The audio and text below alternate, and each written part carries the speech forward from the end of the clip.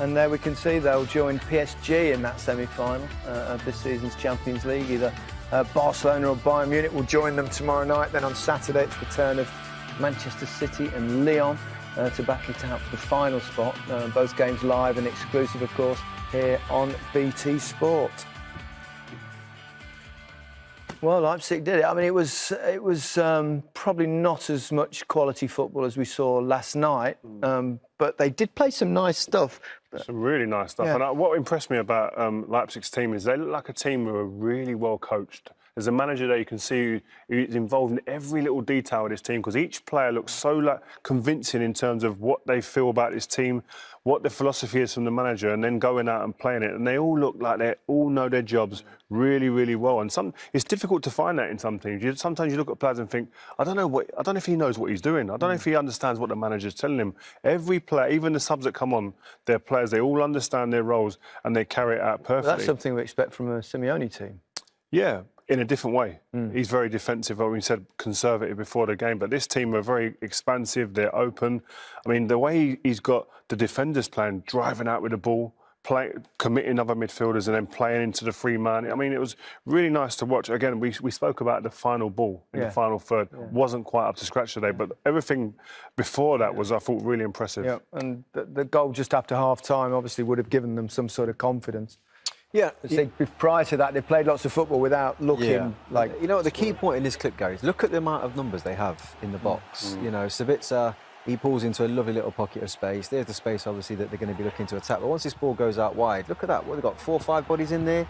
So obviously gives you a much better chance against a side that you expect to be well drilled in this department. But, you know, we haven't really spoke about Sabitzer much on air, really. We spoke about him a lot off air. We spoke before the game. Yeah, I mean, it's a great delivery into the box, and he's a player that kind of drifted in. It was, you know, their new signing who popped up with the with the goals. So it was what they deserved, really, at that time. We just felt like, where's it going to come from? Because they didn't have that kind of marksman that they've usually had in their team. Well, it seemed to liven up Atletico after that, didn't it? And then João Felix came on, and he definitely made a difference. Yeah, he did. And we said at half-time they're going to need a substitute to come on and influence the game for him. And he was that guy that came on. And listen, huge price tag, 120 million for a young kid like him. And today he showed...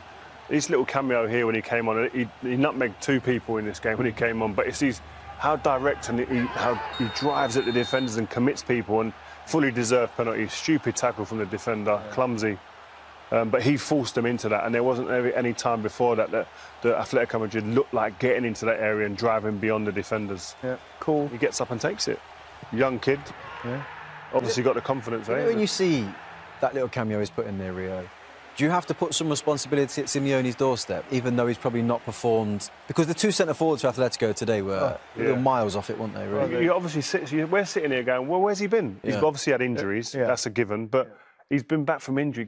How he's not getting minutes? This kid looks like a real talent, and we've not been able to see that in an Atletico Madrid shirt. Yeah, he had struggled a little bit in the season, though, to find his way. I mean, it's difficult. You come with that massive price tag, 100%. Well over 100 million. I'm just thinking that, like, when we watched, you know, Upamecano against Costa today, it was just like... Costa was just not mobile it's like almost no point in being there. He played up against him all the time, and the minute Felix comes onto the pitch, he dropped a little bit deeper, went into areas he didn't want to be in, and you just think, you know, it was a strange decision when you look at it like that to an extent. Almost like he's playing when you're playing for Simeone, like we said before, you have to have a certain amount of discipline. He looks like a bit of a maverick who wants to drift into different positions to free himself up. And I don't think that fits. Although he had Griezmann, though, who was a kind of player that could come and do it, although he was... We used to do clips of Griezmann, though. He used to do slide tackles on the edge of his box. Do you know what I mean? He wasn't just a flair player. He bought into the grit and the compactness and determination of that side as well. Yeah, OK, what a moment for Tyler Adams. Obviously, it was slightly fortuitous in the sense that it was deflected, but he won't mind. As long as he gets the goal. We can talk about him in a minute. This ball, oh my God, that ridiculous ball.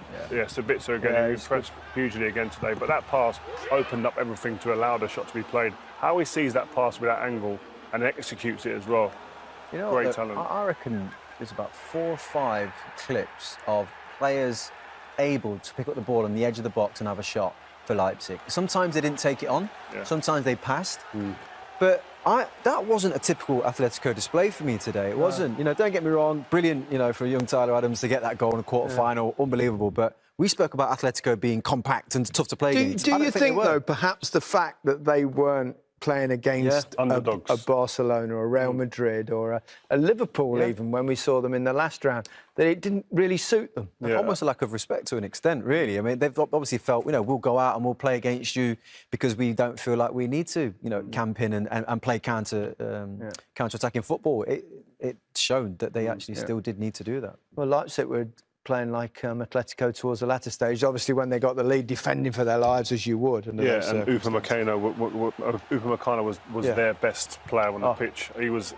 formidable when the ball was going up to him. But I think to a man at this stage of the game, they all defended like their lives depended on it. And that's what you need at this level. I mean, they threw bodies forwards here. Look at the amount of bodies in the box from Atletico Madrid. And it's only the fact that they came back, the Leipzig players, and they matched up. But you need heart here, you need character, you need desire, and I think they showed all of them qualities, especially late on in the game. You see what it means to them, look, and the whistle goes. Simeone simmering, I would imagine, on the A lot to think about, a lot to think about in terms of obviously the way that his style of his teams. It's not been an amazing season for him in La Liga. Can he change that though? Do you think he can change it, or will he want to change that? No, I don't think he will. You know, if anything, I think he'll probably move on at some stage and try the same format somewhere else. But I don't know. Tonight's game for me felt. I don't know, it felt like the end to an extent at Atletico. Maybe not for him, but I don't know, that model just hasn't worked in the Champions League for him. As the game moved on, you know, from the managers that do play that very defensive, low block, you know, now you're seeing more progressive football. The Manchester City keeping You say that, though, but they beat Liverpool over two legs. But beat them both games. But overall, they're not, you know, they didn't have such a good season. They've now gone out in the quarterfinals. Yeah, I don't know. You can perhaps do it and find an underdog performance, but can you do? Is that going to bring you ultimately a lot of success now in the modern game, where teams play from the back and they go right the way through? Don't get me wrong. I think there is a place for it, and there's a time to turn it on and off when you need to. But I think consistently playing that way, I think teams are finding ways to break you down now. You know, you can't play that way against Manchester City, for example. You need a plan A and a plan B. That's the thing. If you can be adaptable in different formations and different styles of playing, if you can go on the front foot at times, but your main source of trying to win a game is to sit back and be compact, but you can go on the front foot, then I think that gives you more of a chance. And I don't see, especially from today's game, that Atletico Madrid have got that second style of playing. OK, let's take a little breather, and after the break, perhaps we'll hear from one of the managers. I'm not quite sure, but it's definitely the Mini Marino that was triumphant this evening over Costa. Simeone. Late drama once again. Leipzig have made it through to the semi-finals. They'll play PSG. Let's hear from their coach, Julian Nagelsmann. He's with Des Kelly. Julian, you described Atletico as one of the heavyweights of Europe. You've gone toe-to-toe and you've knocked them out. How good does that sound? It was a good game of my squad. I'm very happy today. Atletico defend, like all the games, very good. But at the end, I think we were a bit better in the final third. I think that makes the difference today. We did not create many chances, but Atletico also did not create many chances. But at the end, I think we were a bit more dangerous for the opponent's goal than Atletico did, and so I think it's okay that we reached the semi-finals. You're being very calm, you're being very collected, but this must be your greatest result so far. Yeah, great emotions for our club, for our team. I'm very proud of my team. They did it very well. I'm happy as well, but you know, as a manager, you have to look forward and you have to look about the next game, prepare the next game, prepare the next opponent. Do not have a lot of time to celebrate this victory, but perhaps we drink a beer together in the hotel, and then tomorrow we'll focus on PSG. Before we look forward, if you look back, this club has only been in existence for 11 years. I mean, it's not progress, that's a rocket launch almost. Yeah, the club develops very fast, and since they reached the first league in the Bundesliga, they qualified for the Champions League 3 times. It's a great result. Also, the last season were a great result. This season, we qualified again for the Champions League. We're still in the Champions League of the last season, so the progress is very fast, faster than usual. But they did a lot of good results, good decisions in the history, good players like Jussi, like Emil. They played in the 3rd league for RB and still now in our squad. Sometimes in the starting lineup, so they did great decisions, and that's the result. And you asked the players to step up and fill that hole that had been left by Timo Werner, and you've got young players, and they've done that tonight. Well, I'm very happy.